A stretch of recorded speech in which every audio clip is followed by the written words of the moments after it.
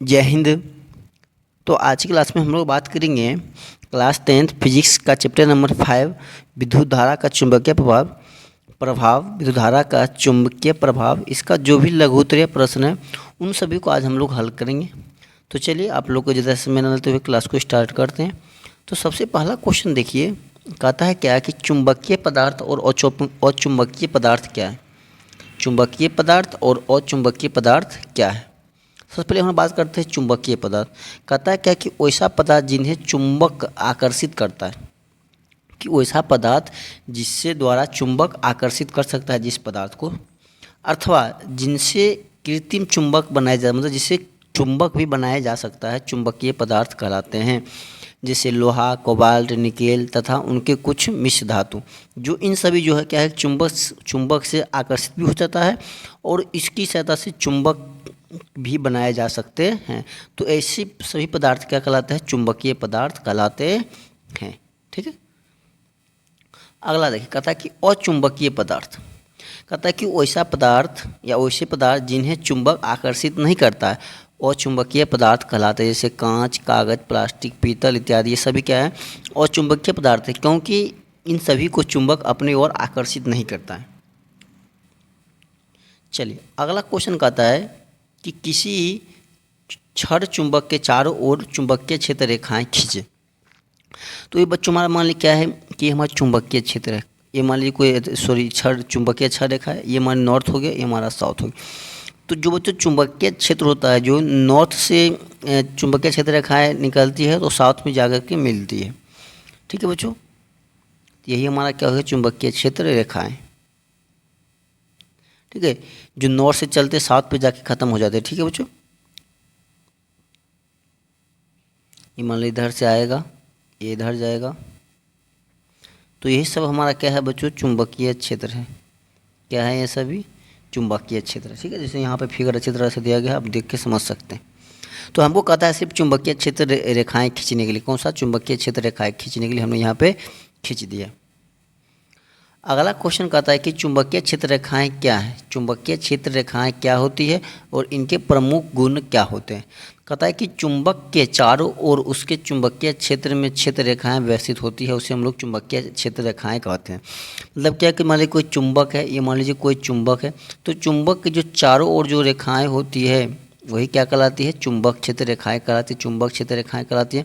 जैसे मान लीजिए ये कोई चुंबक है, या इसके चारों ओर जो ये रेखाएं होती हैं, ये जो रेखाएं होती है ना, इसी को हम लोग क्या कहते हैं बच्चों, चुंबकीय क्षेत्र रेखाएं कहते हैं। उसके बाद कहता है कि इनके प्रमुख गुण क्या है, मतलब कि इनके चुंबक क्षेत्र रेखाएं कितने गुण है, कहता है इन सभी को दर्शाने के लिए। तो चुंबकीय क्षेत्र के निम्नलिखित गुण हैं।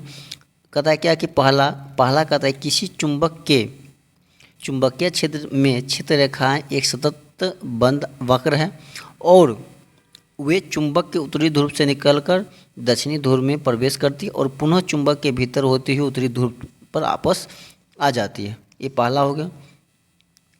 दूसरा हमारा देखिए कहता है कि ध्रुवों के समीप क्षेत्र रेखाएं धनी होती है, मतलब कि अधिक होते हैं, परंतु ज्यों-ज्यों उनकी ध्रुवों से बढ़ती जाती है, मतलब दूरी बढ़ती जाती है, उनका घनत्व क्या होता है, घटता जाता है।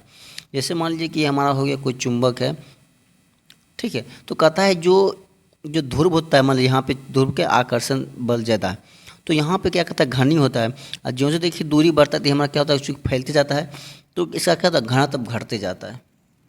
ठीक है। अगला कहता है कि क्षेत्र रेखा के किसी बिंदु पर खींची गई स्पर्श रेखा उस बिंदु पर उस क्षेत्र की दिशा को बताती है।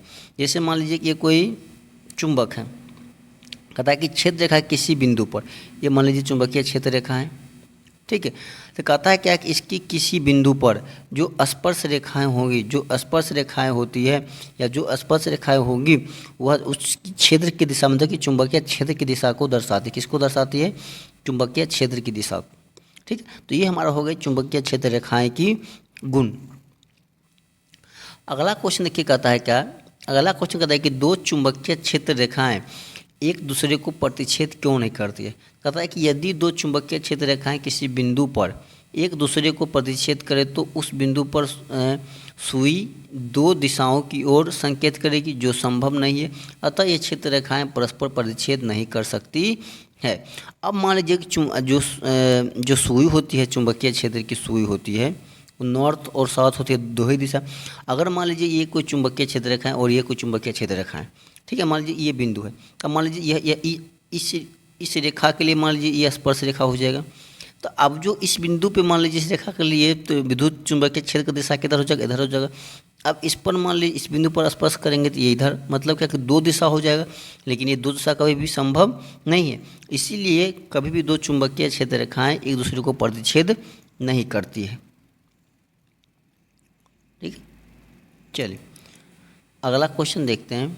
अगला क्वेश्चन कहता है कि एक समान चुंबकीय क्षेत्र को निरूपित करने वाली चुंबकीय क्षेत्र रेखाएं कैसी होती है? समांतर और एक दूसरे के बराबर दूरी पर होती है। एक समान चुंबकीय क्षेत्र को निरूपित करने वाली चुंबकीय क्षेत्र रेखाएं कैसी होती है? तो वो क्या होती है बच्चों? समांतर होती है और एक दूसरे से समान दूरी पर होती है। अगला क्वेश्चन कहता है कि सीधी धारा के कारण उत्पन्न चुंबकीय क्षेत्र रेखाएं कैसी होती है? तो सौकेंद्रीय वृत्तों के पैटर्न पर कैसी होती है? सीधी धारा के कारण जो चुंबकीय क्षेत्र रेखाएं बनती है बच्चों कैसी होती है? सौकेंद्रीय वृत्तों। कैसी होती है? सौकेंद्रीय वृत्तों की तरह। अगला क्वेश्चन कहता है कि मेज के तल में पड़े तार के वृत्ताकार पास में दक्षिणावर्त विद्युत धारा प्रवाहित हो रही है, तो दक्षिण हस्त अंगुष्ठ नियम को लागू करके पास के भीतर तथा बाहर चुंबकीय क्षेत्र की दिशा ज्ञात कीजिए। कहता है कि जब मेज के तल पर तार का वृत्ताकार पास पड़ा हो तो पास के अंदर चुंबकीय क्षेत्र तल के लंबवत ऊपर से नीचे की तरफ होता है। किधर होता है? ऊपर की नीचे तरफ। अब जैसे मान लीजिए कहता है कि जब मेज के तल पर तार का वृत्ताकार पास पड़ा हो, ठीक है, ये मान लीजिए तार का कोई वृत्ताकार पास पड़ा हुआ है, तो कहता है क्या कि पास के अंदर चुंबकीय क्षेत्र जो होगा, इसके अंदर चुंबकीय जो क्षेत्र होगा क्या होगा कि वह लंबवत तल से जो ये तल हमारा जो ये होगा, इसे कहता है कि लंबवत नीचे की ओर होगा। किधर होगा? नीचे की तरफ। ठीक है, चलिए अगला क्वेश्चन कहता है कि मैक्सवेल का दक्षिण हस्त नियम लिखें, अथवा या इसी कहते हैं किसी धारावाही सीधे चालक द्वारा उत्पन्न चुंबकीय क्षेत्र की दिशा ज्ञात करने के लिए जो नियम है उसका नाम और कथन लिखिए। कहता है कि यदि धारावाही तार को दाएं हाथ की मुट्ठी में इस प्रकार पकड़ा जाए कि अंगूठा धारा की दिशा की ओर संकेत करता हो, तो हाथ की अन्य अंगुलियां चुंबकीय क्षेत्र दिशा को व्यक्त करेगा। अब जैसे मान लीजिए कि ये मान लीजिए कोई हमारा प्लेट है, ये मान लीजिए कोई छड़ चुंबक है, ठीक है। अब इसको मान लीजिए कि ये हमारा ये मुट्ठी होगा, ये हमारा मान लीजिए 5 उंगली है। जो हमारा जो 5 उंगली है बच्चों, तो ये जो हम जब धारा मतलब कि जो अंगूठा में धारा ऊपर की ओर, अगर धारा ऊपर की ओर होता है तो जो हमारा जो मुट्ठी होता है ना, मुट्ठी की दिशा में ही हमारा चुंबकीय क्षेत्र की दिशा मतलब कि इस तरफ होगा। किधर होगा? इस तरफ इसकी दिशा होगा। ठीक है, तो मतलब क्या है कि इस तरह दिशा इसका होगा मुट्ठी की ओर। किधर होगा? जिस तरफ मुट्ठी हमारा जो मुट्ठी की जो 4 उंगलियां होंगी उसी की ओर इसकी भी दिशा होती है, चीज़ की चुंबकीय क्षेत्र की दिशा होती है। अगला कहता है कि परिनालिका चुंबक की भांति कैसे व्यवहार करती है?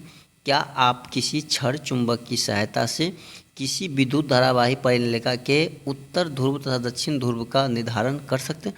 आराम से कर सकते हैं। अब जैसे मान लीजिए कोई छड़ चुंबक है, ठीक है, इसका मान लीजिए नॉर्थ हो गया, इसका मान लीजिए हमको इसकी दिशा पता नहीं है, ठीक है। मान लीजिए कोई हमारा चुंबक है, ठीक है, इसका हमको दिशा पता नहीं है, ठीक है। या मान लीजिए कोई ये परिनालिका है, ठीक है। अब हमको इसको दिशा देना है। अब जैसे मान लीजिए कि हमको एक नॉर्थ पोल लेते हैं, ठीक है, एक कोई नॉर्थ पोल ले लिए, ठीक है। अब इस नॉर्थ को क्या करेंगे, हम इस तरफ सटाएंगे और इस तरफ, दोनों तरफ सटा के देखेंगे। अब जिस तरफ आकर्षित कर लेगा, जिस तरफ मतलब कि इसको जो आकर्षित कर लेगा उस तरफ क्या होगा? हमारा साउथ हो जाएगा। और जिस तरफ विकर्षण कर देगा मतलब उस तरफ में क्या होगा? नॉर्थ। मतलब कि जो समान पोल होता है, जो मतलब समान दिशा में होता है, क्या करता है? एक दूसरे को विकर्षित करता है। जैसे हम लोग कहते हैं समजाति, क्या कहते हैं? समजाति कहते हैं। मतलब अगर दोनों समजाति अर्थात नॉर्थ है और अगर साउथ है, तो ये क्या करते हैं? एक दूसरे को मतलब कि विकर्षित करता है, मतलब एक दूसरे को दूर करता है, ठीक है। अगर विषम जाति है, मान लीजिए नॉर्थ साउथ है या साउथ नॉर्थ है, तो ये क्या है? एक दूसरे को आकर्षित करता है, मतलब एक दूसरे की ओर खींचता है। तो अब मान लीजिए अगर जो खींचेगा, अब मान लीजिए हम नॉर्थ पोल लिए हैं और इस चुंबकीय को दोनों दिशाओं में हम चेक करेंगे, एक बार यहाँ पर रखेंगे और एक बार यहाँ पर रखेंगे। अगर यह आकर्षित करेगा तो यह साउथ हो जाएगा, अगर यह आकर्षित नहीं करेगा तो क्या हो जाएगा, नॉर्थ हो जाएगा। तो हम लोग इसी तरह से इस चीज़ को जांच कर सकते हैं। तो चलिए हम लोग चलते हैं। क्या कहता है, क्या कि परिनालिका चुंबक की भांति व्यवहार करती है। इसका एक सिरा उत्तर ध्रुव तथा दूसरा सिरा दक्षिण ध्रुव की तरह व्यवहार करता है। परिनालिका के भीतर चुंबकीय क्षेत्र रेखा समांतर सरल रेखाओं की भांति होता है। किसी क्षण चुंबक की सहायता से किसी विद्युत धारावाही परिनालिका के दोनों ध्रुवों को निर्धारित किया जा सकता है। क्षण चुंबक के उत्तरी ध्रुव को परिनालिका के एक सिरे के निकट लाएं। यदि दोनों के बीच आकर्षण हो तो परिनालिका का वह सिरा दक्षिण ध्रुव होगा। ठीक है, अगर दोनों प्रतिकर्षण करें तो वह सिरा उत्तरी ध्रुव होगा। मैंने बोला था कि अगर मान लीजिए हम अगर नॉर्थ ले रहे हैं, अगर आकर्षित करेगा तो ये साउथ पोल हो जाएगा, अगर ये विकर्षित कर रहा है तो नॉर्थ पोल हो जाएगा। क्या, चलिए अगला क्वेश्चन कहता है, क्या विद्युत चुंबक और अस्थायी चुंबक में क्या अंतर है। ठीक है, तो सबसे पहले हम बात करते हैं विद्युत चुंबक की। कहता है विद्युत चुंबक, इसमें जितनी देर तक धारा बहती उतने ही समय तक यह चुंबक का गुण प्रदर्शित करता है। धारा के बंद होते ही इसमें चुंबकीय गुण समाप्त हो जाता है। मतलब जो विद्युत चुंबक होता है, जब तक उसमें विद्युत धारा प्रवाह होगी तभी तक यह चुंबकीय गुण को प्रदर्शित करेगा, नहीं तो यह जब ही धारा बहना बंद हो जाएगा यह चुंबकीय गुण को समाप्त कर देगा। मतलब इसमें कोई भी चुंबकीय गुण नहीं रहेगा। दूसरा कहता है कि इसमें अधिक शक्तिशाली चुंबकीय बल रहता है। कहता है कि इसमें अधिक शक्तिशाली चुंबकीय बल रहता है। मतलब क्या कि अगर आप इसके निकट जाएंगे तो अगर कोई चुंबकीय पदार्थ है तो वह बहुत आसानी से अब अपनी ओर खींच लेगा। अगला कहता है कि धारा की प्रबलता या कुंडली में फेरों की संख्या में परिवर्तन करके इसकी शक्ति के इच्छानुसार बदला जा सकता है। जो धारा की जो प्रबलता, मतलब जो धारा की जो ताकत होती है, क्षमता होती है, या कुंडली में फेरों की जो संख्या होती है, उसमें परिवर्तन करके इसके शक्ति को हम लोग क्या करते हैं कि अपने इच्छा अनुसार बदल सकते हैं। ठीक है। चौथा कहता है कि धारा की दिशा बदलते हैं इसके ध्रुवों की प्रकृति बदल जाती है। अगर धारा की दिशा बदलेंगे तो इसके ध्रुवों की प्रकृति भी क्या होती है बच्चों, बदल जाती है। कहता है किसी चालक के कुंडली में धारा बहने पर वह कुंडली अस्थायी चुंबक में बदल जाता है। कहता है अगर किसी चालक की कुंडली में अगर धारा बहाने पर इसे कुंडली क्या था, अस्थायी चुंबक हो जाती है। अब हम लोग बात करते हैं अस्थायी चुंबक। कहता है क्या अस्थायी चुंबक, कहता है कि यह अधिक दिनों तक अपने चुंबकीय गुण को बनाए रखता है। मतलब जो अस्थायी चुंबक होता है ये अपने मतलब कि जो इसका गुण होता है यह अधिक दिनों तक अपने गुण को बनाए रखता है। दूसरा कहता है इसमें अपेक्षाकृत कम शक्तिशाली चुंबक बल रहता है। जो चुंबक बल होता है बच्चों ये मतलब क्या अपने अपेक्षाकृत अपने अनुसार से कम शक्तिशाली होता है। कहता है कि इसकी शक्ति नियत, इसे हम बढ़ा या घटा नहीं सकते। मतलब जो इसकी जो शक्ति होती है चुंबकीय शक्ति, जो यह क्या होता है कि नियत होती है, मतलब फिक्स होता है, नहीं इसे हम घटा सकते हैं, नहीं इसे हम बढ़ा सकते हैं। और कहता है क्या है कि इसके ध्रुवों की प्रकृति नियत रहती है जिसे हम आसानी से नहीं बदल सकते हैं। जो इसके ध्रुवों की जो प्रकृति है, मतलब नॉर्थ है तो नॉर्थ और ये साउथ है तो साउथ, या इसका मतलब किस चालक तार से लिया गया है, मतलब इसका जो ध्रुव है, इन चीज़ों को हम लोग आसानी से नहीं बदल सकते हैं। कहता है कि यह चुंबकीय पदार्थ का बना होता है। हो गया, दोनों में हमको कहा था अंतर देने के लिए, अंतर दे दिया। ठीक है, चलिए अगला क्वेश्चन देखिए। कहता है कि विद्युत चुंबक में नर्म लौह क्रोड का इस्तेमाल क्यों होता है। अब देखिए विद्युत चुंबक में कहता है कि नर्म लौह क्रोड का इस्तेमाल क्यों होता है। कहता है कि नर्म लौह को आसानी से चुंबकीय और विचुंबकीय किया जा सकता है। जब परिनालिका में विद्युत धारा प्रवाहित किया जाता है तब परिनालिका में चुंबकीय क्षेत्र उत्पन्न होता है, जिससे नर्म लोहा का क्षण शक्तिशाली चुंबक बन जाता है। और जब विद्युत धारा का प्रवाह बंद कर दिया जाता है तब तो नर्म लोहा अपना चुंबक जल्द खो देता है और इसी गुण के कारण इसका इस्तेमाल विद्युत चुंबक बनाने में किया जाता है। तो कहता है क्या कि अगर जो नर्म लोहा होता है, कौन सा नर्म लोहा, ये क्या होता है कि अगर इसमें विद्युत धारा प्रवाह करेंगे तो यह चुंबकीय गुण अपने ओर ला लेगा, और चुंबकीय गुण जब आएगा तो ये अपने चारों तरफ क्या करेगा, चुंबक क्षेत्र उत्पन्न करेगा। और जब ही इसमें विद्युत धारा का प्रवाह बंद करेंगे तभी यह चुंबकीय गुण समाप्त हो जाएगा। इसीलिए हम लोग क्या करते हैं, इसको चुंबक में मतलब कि विद्युत चुंबक बनाने में इसका इस्तेमाल करते हैं। अगला क्वेश्चन कहता है कि फ्लेमिंग का वाम हस्त नियम लिखें और समझाएं। कहता और अथवा कहता है कि यदि चुंबकीय क्षेत्र धारावाही चालक के लंबवत हो तो चालक पर लगे हुए बल की दिशा कैसे प्राप्त होती है। कहता है कि उत्तर, यदि हम वाम हस्त की 3 अंगुलियों अंगूठा, तर्जनी एवं माध्यमा को एक दूसरे के लंबवत इस प्रकार फैलाएं कि तर्जनी चुंबकीय क्षेत्र की दिशा एवं माध्यमा चालक में प्रवाहित की दिशा को दर्शाएं,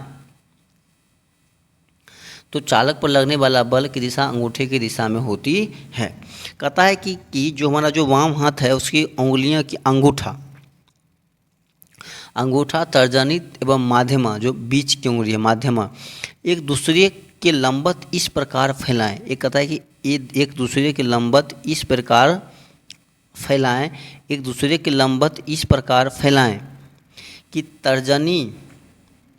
तर्जनी चुंबकीय क्षेत्र की दिशा, ये जो उंगली हमारा है ये वाला, ये कहता है कि ये हमारा चुंबकीय क्षेत्र की दिशा, माध्यमा चालक में प्रवाहित की दिशा, माध्यमा जो हमारा चालक में प्रवाहित दिशा, और दर्शाएं तो चालक पर लगने वाले बल अंगूठे की दिशा, जो अंगूठा हमारा ये हो गया, ये जो हमारा अंगूठा हो, ये कहता है कि हमारा कि बल की दिशा को दर्शाता है।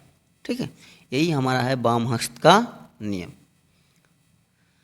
अगला देखिए क्वेश्चन कहता है कि मान लीजिए कि आप किसी कमरे में अपनी पीठ को किसी एक दीवार से लगाकर बैठे हैं। कोई इलेक्ट्रॉन पुंज आपके पीछे की दीवार से सामने वाली दीवार की ओर क्षैतिज गमन करते हुए किसी प्रबल चुंबकीय क्षेत्र द्वारा आपके दाईं ओर विक्षेपित हो जाता है, तो चुंबकीय क्षेत्र की दिशा क्या है। ठीक है, ये कहता है हमको दर्शाने के लिए। देखिए कहता है कि फ्लेमिंग के वाम हस्त नियम के अनुसार आरोपित बल की दिशा चुंबकीय विद्युत धारा दोनों की दिशाओं के लंबवत होती है, तो विद्युत धारा की दिशा इलेक्ट्रॉन की गति की दिशा के विपरीत होती है, इसलिए चुंबकीय क्षेत्र की दिशा नीचे की ओर होगी। ठीक है, चुंबकीय क्षेत्र की दिशा की तरफ देखिए, जो इलेक्ट्रॉन की जो दिशा होती है, जो इलेक्ट्रॉन की दिशा होती है ठीक उसके विपरीत होता है हमारी विद्युत का दिशा। किसका होता है? विद्युत धारा का दिशा। विद्युत धारा का दिशा क्या तो ठीक उसके विपरीत होता है। ठीक है, विपरीत होता है, इसलिए चुंबकीय क्षेत्र का जो दिशा होगा बच्चों क्या होगा कि नीचे की ओर होगा। किधर होगा? नीचे की ओर। अगला क्वेश्चन कहता है कि कोई विद्युत रोधी तांबे के तार की कुंडली किसी गैल्वेनोमीटर से संयोजित है। क्या होगा यदि कोई छड़ चुंबक पहला कुंडली में धकेला जाए, दूसरा कुंडली के भीतर से बाहर खींचा जाए, तीसरा कुंडली के भीतर स्थित रखा जाए। देखिए सबसे पहला का उत्तर देखिए, कहता है कि जैसे ही छड़ चुंबक कुंडली में धकेला जाता है वैसे ही गैल्वेनोमीटर की सुई में क्षणित विक्षेपण होता है और यह कुंडली में विद्युत धारा की उपस्थिति का संकेत देता है। अगर उसमें धकेलेंगे कुंडली को तो यह विद्युत धारा की उपस्थिति का संकेत देगा। दूसरा कहता है कि जब चुंबक को कुंडली के भीतर से बाहर खींचा जाता है तो सुई में क्षणिक विक्षेपण होता है पर विपरीत दिशा में होता है। क्षणिक विक्षेपण होता है पर यह क्या होता है कि विपरीत दिशा में, अर्थात यह विपरीत दिशा में होने का संकेत देता है।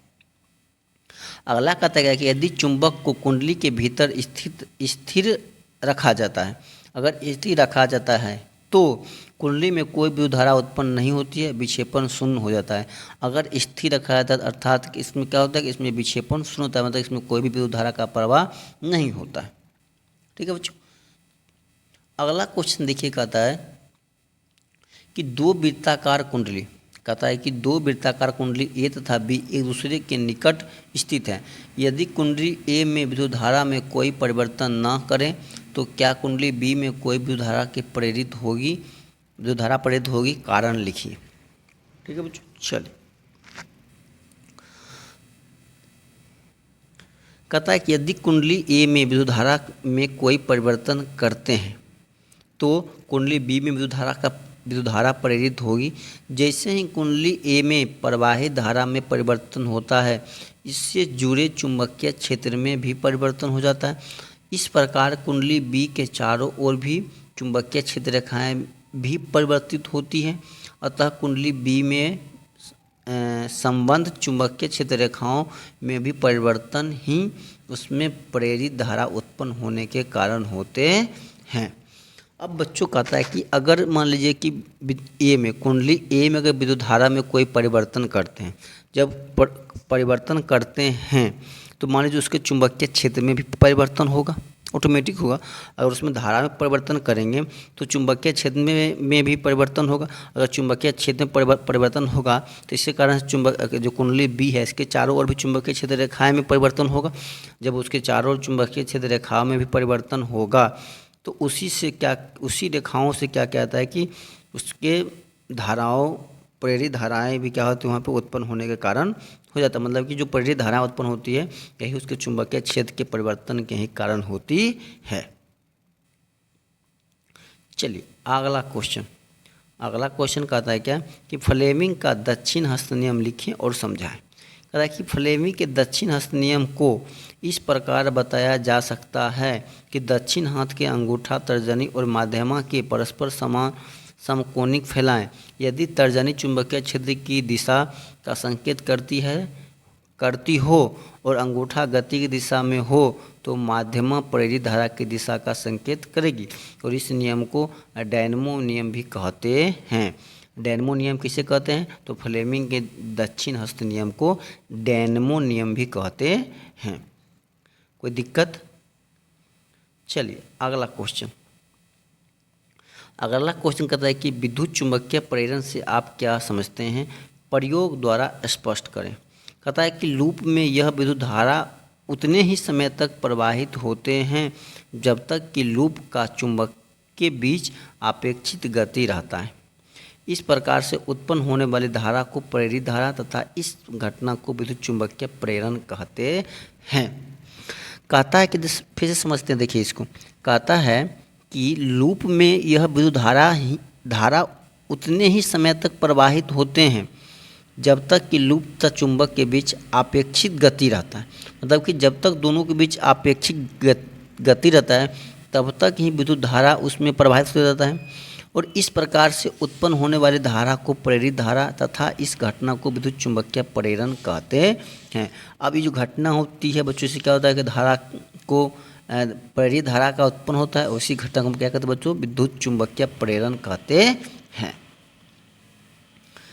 अब इसको कहता है क्रियाकलाप के द्वारा समझाने के लिए। देखिए, एक लंबी कांटी लेकर उस पर दो कुंडलियां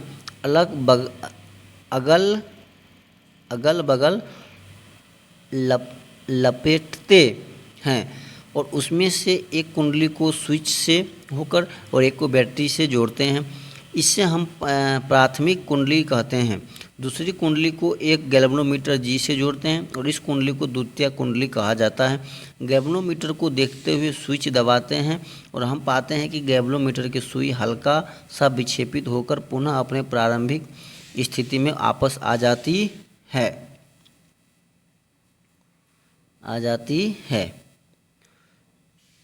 जबकि स्विच अभी भी बंद है। अब स्विच को खोल देते हैं और इस बार गैल्वेनोमीटर की सुई विपरीत दिशा में विक्षेपित होकर अपनी प्रारंभिक स्थिति में वापस आ जाती है।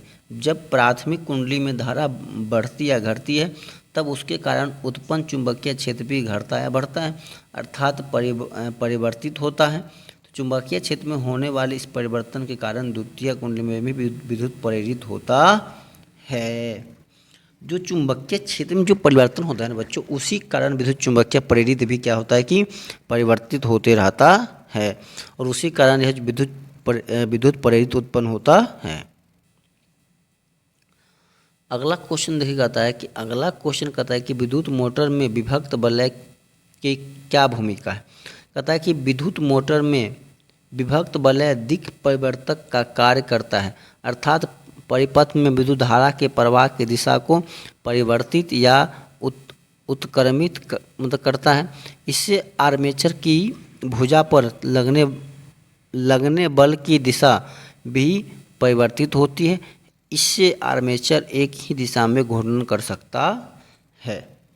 कहता है क्या कि विद्युत मोटर में विभक्त वलय की क्या भूमिका। जो विभक्त वलय है उसकी भूमिका क्या है कि यह आर्मेचर को एक ही दिशा में क्या करता है कि घूर्णन मतलब एक ही दिशा में आर्मेचर को घुमाते रहता है। ठीक है, तो यही हमारा विभक्त वलय का काम होता है। ठीक। ठीक है। जो विभक्त वलय होता है क्या करता है कि आर्मेचर को एक ही दिशा में घुमाते रहता है। अगला देखिए क्वेश्चन कहता है कि दिश धारा और प्रत्यावर्ती धारा में अंतर स्पष्ट करें। तो कहता है कि दिश धारा और प्रत्यावर्ती धारा, तो जो हमारा दिश धारा है पहला कहता है कि केवल धारा का मान बदलता है, अर्थात दिश धारा एक ही दिशा में बहती है, जबकि प्रत्यावर्ती धारा का मान तथा दिशा समय के साथ बदलते रहता है। जो ब्लैक कलर से है दिश धारा और ब्लू कलर से है जो प्रत्यावर्ती धारा। अगला कहता है कि इससे उत्पन्न करने में कठिनाई होती है, बल्कि इसे आसानी से उत्पन्न किया जा सकता है। मतलब दृष्टि धारा को उत्पन्न करने में कठिनाई होती है और प्रत्यावर्ती धारा को आसानी से उत्पन्न कर सकते हैं। कहता है इसे एसी में बदलने में काफ़ी कठिनाई होती है, मतलब किसको, दृष्टि धारा को, जबकि इसे आसानी से डीसी में बदला जा सकता है, किसको, प्रत्यावर्ती धारा को। कहता है कि यह एसी की अपेक्षा कम घातक होता है और यह डीसी की अपेक्षा कम या मतलब डीसी की अपेक्षा अधिक घातक होता है। अगला कहता है क्या कि यह चालक के अंदर से प्रवाहित होता है, कहता है कि यह चालक के सतह पर प्रवाहित होता है। तो जो दृष्टि धारा होता है किसके अंदर और ये सतह पे।